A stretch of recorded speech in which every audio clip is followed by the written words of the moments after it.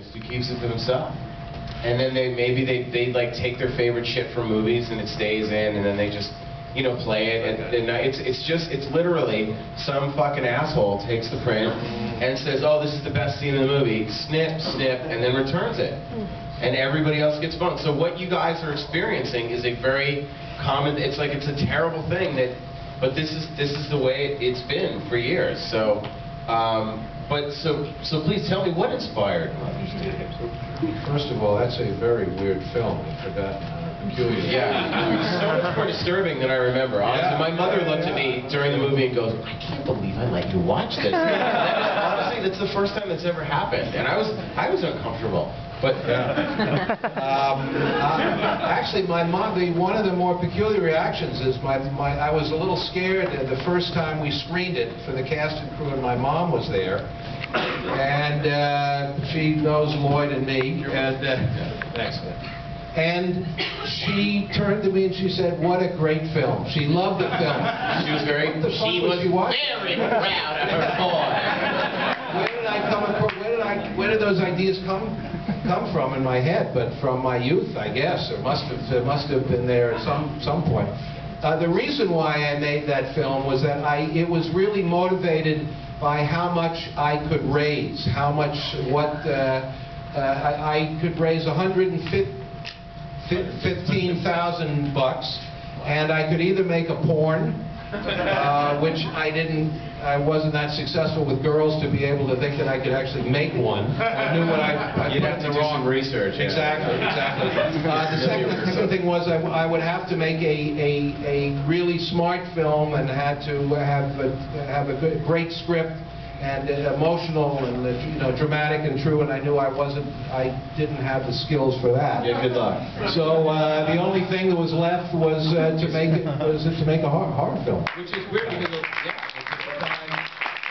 the time there really were not a lot of those around either. There had been Friday the 13th, I think, and perhaps Halloween were the only two that had been released. Did you film this? Friday the 13th was shooting right across. Oh, that's true. You're right. Yeah, they were shooting across the lake from Friday the 13th. I think that obviously, well, first, why don't you introduce to our guests? I'm Rex. Everybody's Rex. My credit on there was assistant art director, but I was basically a college kid working as a PA.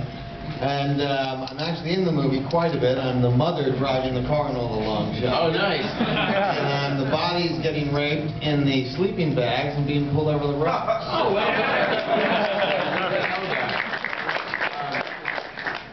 Yeah, I think that the film, obviously the rape scene, it's so disturbing. It can easily overshadow everything. So I'm going to pretend I didn't see that, because it's very upsetting.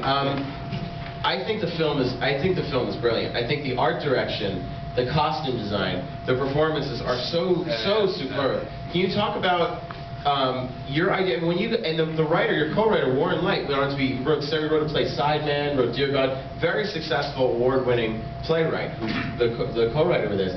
Can you talk about your whole approach? And I think that I know that this is one of Guillermo del Toro's favorite films. And he talks about, we've talked about it, how it really feels like sort of the pop culture sewer overflowing, and how all the stuff, all the televisions in every shot, and all the sort of regurgitation of pop culture, I think is, could you talk about how you decided to work that into the film as opposed to making a straight-ahead slasher film? Because I think the film is a lot more subversive than people realize.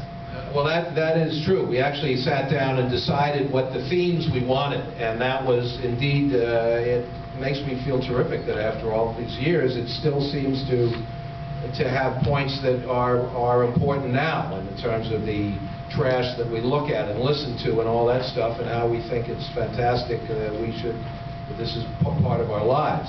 And then the other determination was the location too. That we couldn't really afford to shoot we couldn't afford to light things, we couldn't afford to blah blah blah.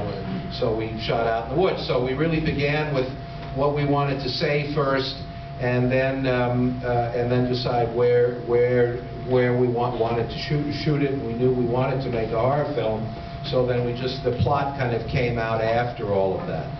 Nancy, can you talk about how you first got involved in the film? Were you... Well, let me just say one thing. Just mine, and then I'm going to. No. I just want to, just on behalf. I had totally forgotten how great the performances were in the film.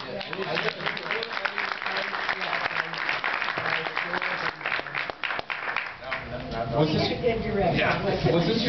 this your first? This was one of your first films? Yeah, that was my first film, and I was actually a replacement. I think the original Abby quit a week into it, and wow. So did you get to reshoot all the Abby scenes? Her was deducted from my salary. So wait, there was an original Abby. There was, but actually, we never actually shot. I think we may have rehearsed, but we never. But we didn't shoot. And for all of those of you that make films and you get discouraged because you think that a person will quit before the film begins. In fact, it turns out that the people, lots of times, the folks that come in and replace, you think it's a disaster and you're sad and all that stuff. But in fact, the people that come in and replace it are lots of times the best. Yeah. That